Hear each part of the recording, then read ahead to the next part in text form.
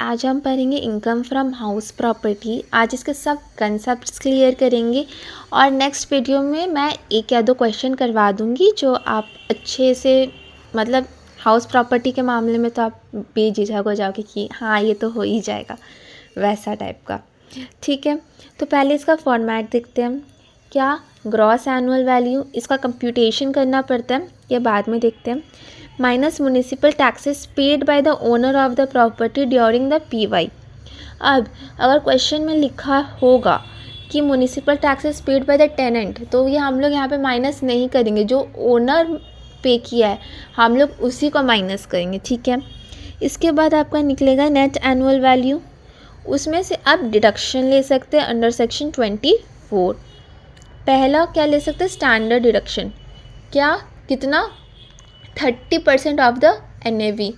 ठीक है, और दूसरा है इंटरेस्ट ऑन बोरोड कैपिटल। फिर आपका निकल जाएगा इनकम या लॉस फ्रॉम HP।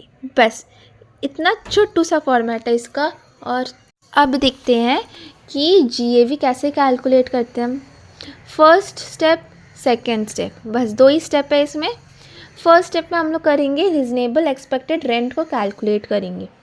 कैसे होता है वो, फेयर रेंट और म्यूनिसिपल वैल्यू का हायर लेंगे, फिर उसको कंपेयर करेंगे अपने स्टैंडर्ड रेंट से।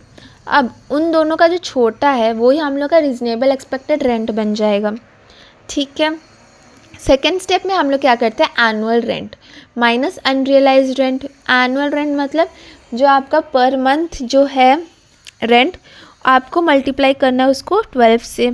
अनरियलाइज्ड रेंट मतलब जो आप रेंट रिकवर नहीं कर पाए। ठीक है, अब स्टेप 1 और स्टेप 2 का जो भी हायर अमाउंट होगा वो आपका GAV बन जाएगा।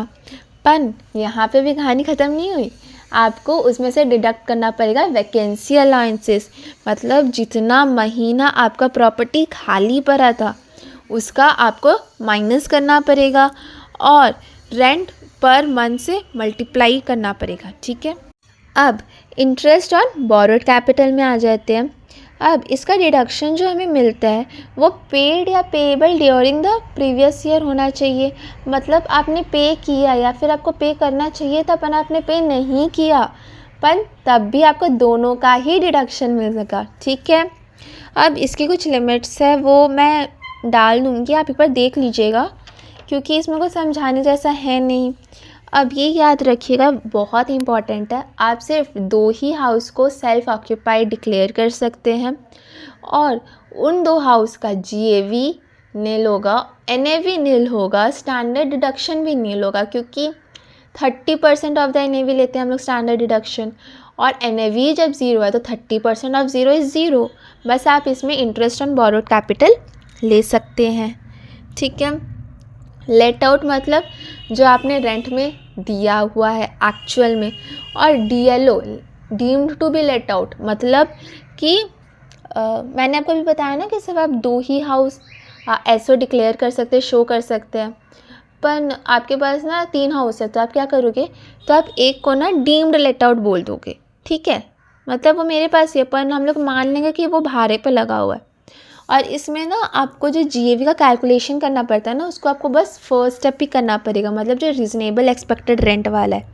ठीक है, अब एक इम्पॉर्टेंट टॉपिक पढ़ लेते हैं which is pre construction period interest. मतलब अगर HP का क्वेश्चन है ना तो 95% चांसेस है कि ये वाला पार्ट रहेगा ही रहेगा।